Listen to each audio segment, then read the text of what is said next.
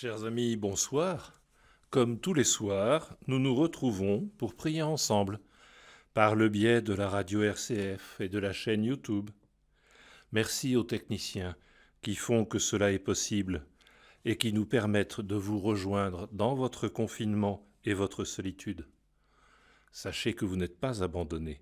Et ensemble, nous commençons notre prière avec le signe de tous les chrétiens, au nom du Père et du Fils et du Saint-Esprit. Amen. Prions. Puisque tu as voulu, Seigneur, que ton Fils fût crucifié pour nous, afin de nous arracher au pouvoir de Satan, fais que nous puissions recevoir la grâce de la résurrection par Jésus-Christ, ton Fils, notre Seigneur. Amen. Nous allons prendre l'évangile du jour dans Saint Jean. Alléluia, Alléluia, Alléluia. L'homme ne vit pas seulement de pain, mais de toute parole qui sort de la bouche de Dieu. Alléluia, Alléluia, Alléluia.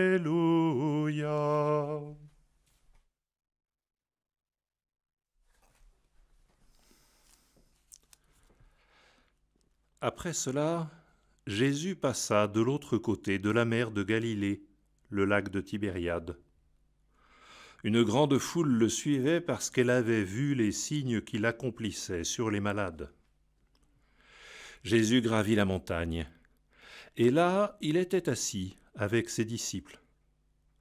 Or la Pâque, la fête des Juifs, était proche. Jésus leva les yeux et vit qu'une foule nombreuse venait à lui. Il dit à Philippe, « Où pourrions-nous acheter du pain pour qu'ils aient à manger ?» Il disait cela pour le mettre à l'épreuve, car il savait bien, lui, ce qu'il allait faire. Philippe lui répondit, « Le salaire de 200 journées ne suffirait pas pour que chacun reçoive un peu de pain. » Un de ses disciples, André, le frère de Simon-Pierre, lui dit, « Il y a là un jeune garçon qui a 5 pains d'orge et 2 poissons. Mais qu'est-ce que cela pour tant de monde ?» Jésus dit, « Faites asseoir les gens. » Il y avait beaucoup d'herbe à cet endroit, ils s'assirent donc au nombre d'environ 5000 hommes. Alors Jésus prit les pains, et après avoir rendu grâce, il les distribua aux convives. Il leur donna aussi du poisson autant qu'ils en voulaient. Quand ils eurent mangé, à leur faim, il dit aux disciples, « Rassemblez les morceaux en surplus pour que rien ne se perde. » Ils les rassemblèrent et ils remplirent 12 paniers avec les morceaux des 5 pains d'orge restés en surplus pour ceux qui prenaient cette nourriture. À la vue du signe que Jésus avait accompli, les gens disaient, « C'est vraiment lui le prophète annoncé, celui qui vient dans le monde. » Mais Jésus savait qu'ils allaient vouloir venir l'enlever pour faire de lui leur roi. Alors de nouveau, il se retira dans la montagne, lui seul.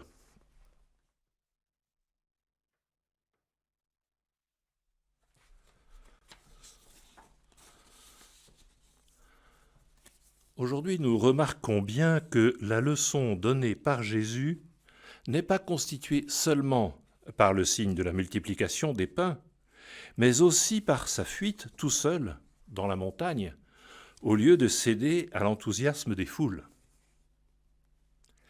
Où pourrions-nous acheter du pain pour qu'ils aient à manger ? Cette question, Jésus nous la pose toujours aujourd'hui. Il nous demande de regarder ce dont les hommes ont faim. La faim doit être assouvie, et c'est Dieu lui-même qui nous ramène à la vie quotidienne. En multipliant les pains, Jésus donne un premier signe que nous avons toujours à mettre en œuvre. Nous avons nous aussi à multiplier les pains, et toutes nos professions s'inscrivent dans ce vouloir divin.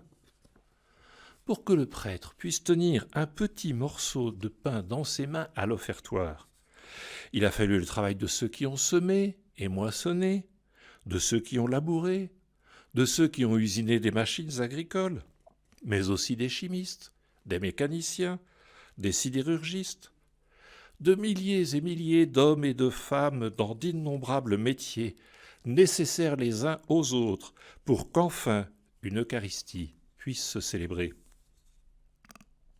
Il est remarquable que Jésus n'a pas voulu faire un miracle à partir de rien, comme il en était capable. Non, il a pris des aliments préparés et fabriqués par des hommes. Les 5 pains d'orge et les 2 poissons nous rappellent que Dieu habituellement ne nous remplace pas. Il arrive que certains accusent Dieu de la faim dans le monde ou de la souffrance qui tenaille les 2 tiers de l'humanité. Jésus, lui, nous renvoie à notre responsabilité. Dieu ne se substitue pas à sa créature.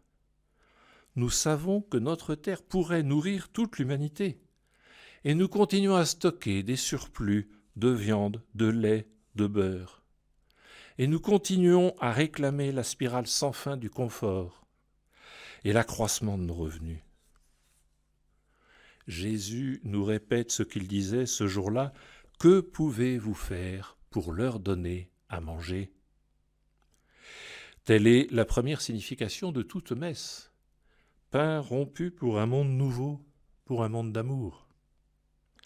Si Dieu nous a donné l'intelligence technique pour multiplier les pains, ce n'est pas pour que nous nous réduisions à ce niveau-là. L'homme ne vit pas seulement de pain. Et quand les foules galiléennes ont voulu utiliser Jésus comme un magicien distribuant de la nourriture gratuitement, il ne s'est pas laissé enfermer dans ses perspectives uniquement temporelles. Il est reparti dans la montagne, seul. La tentation politique des contemporains de Jésus, il voulait le faire roi, n'est pas un phénomène du passé. En refusant cette royauté, ce pouvoir temporel, Jésus nous crie encore aujourd'hui: « Ne vous dispensez pas de vos tâches humaines, politiques, économiques, sociales. » Et la crise que nous traversons actuellement ajoute une urgence à ce premier devoir. Mais n'oubliez pas que la plus grande dignité de l'homme, son plus grand besoin, c'est sa capacité à s'ouvrir à Dieu. Sans négliger la faim corporelle, qu'il vient d'assouvir en abondance, puisqu'il reste 12 corbeilles, Jésus pense d'abord à la faim de vie divine, lui que lui seul est capable d'assouvir. Et c'est la signification essentielle de la messe.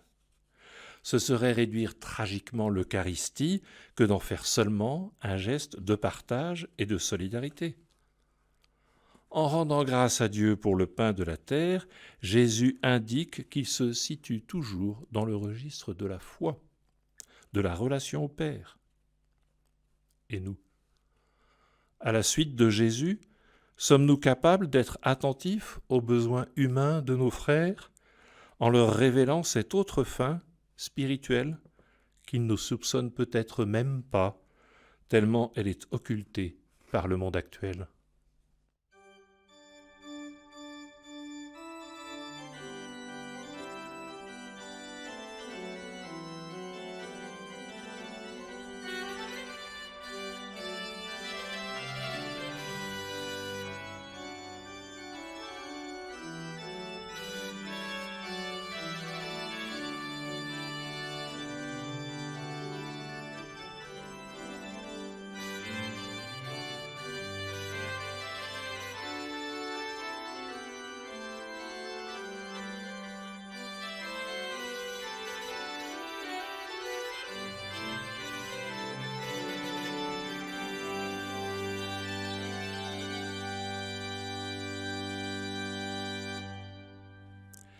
Nous continuons à invoquer l'Esprit Saint avec la 2e strophe du Veni Creator.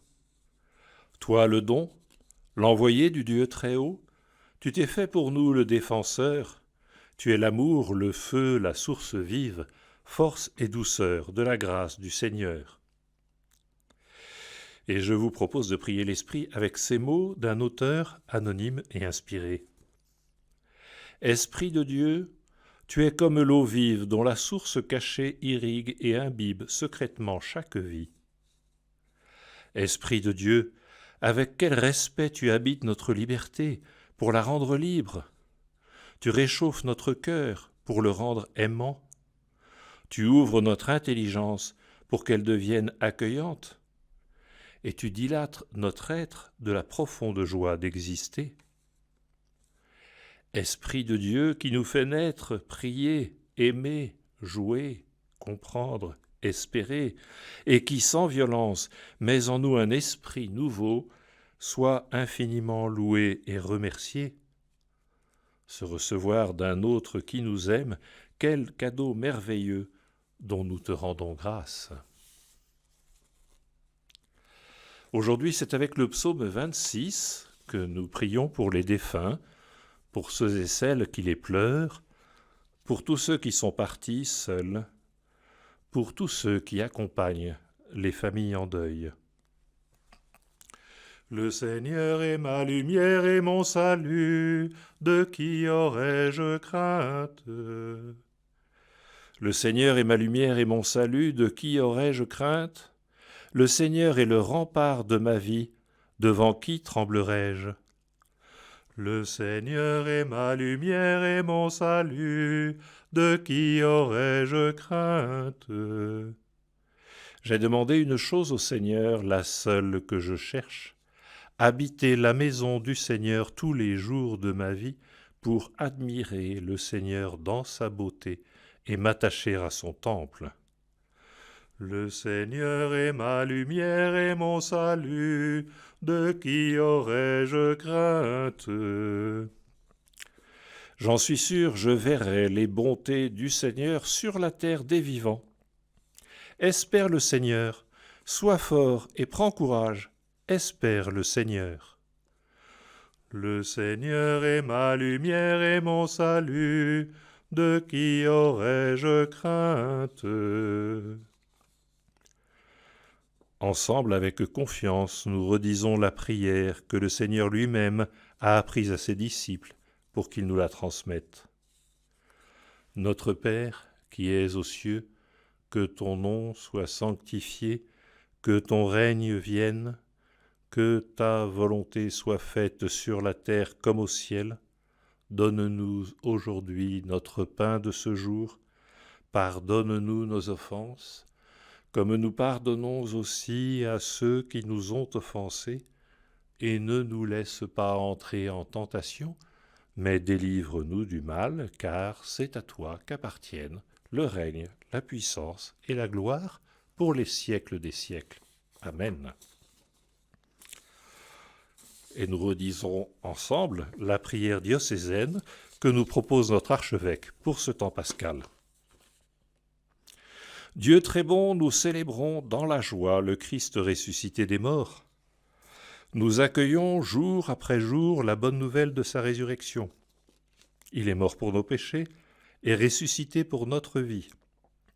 En ce temps d'épidémie et de confinement, nous te présentons les malades et leurs familles, celles et ceux qui meurent en séjour, parfois très seuls malgré les attentions du personnel hospitalier. Nous te présentons leurs familles et leurs proches qui ne peuvent célébrer les funérailles de la manière qu'ils auraient souhaité. Seigneur ressuscité, visite les uns et les autres dans leur cénacle intérieur. Viens apporter de la lumière dans leur douleur et dans leur angoisse. Seigneur ressuscité, refais les forces de tous les soignants, de celles et ceux qui font vivre notre système de santé. Soutiens de ta grâce celles et ceux qui assurent la vie de notre pays. Envoie ton Esprit Saint à ceux qui dirigent notre pays et aux responsables des États dans le monde. Seigneur ressuscité, viens visiter nos cénacles de confinés. Alors apporte ta paix là où nous n'en pouvons plus de nous supporter.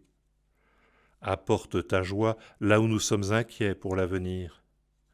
Que ton Esprit Saint nous apprenne à t'accueillir pleinement et à vivre dans ta lumière.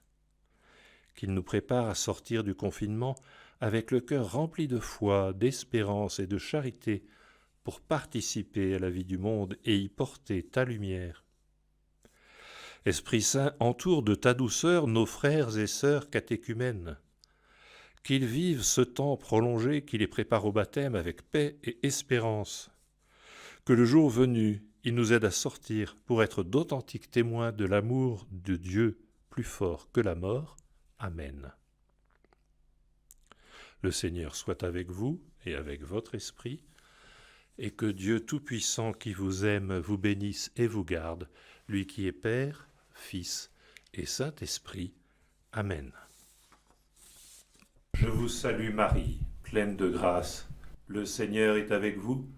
Vous êtes bénie entre toutes les femmes, et Jésus, le fruit de vos entrailles, est béni.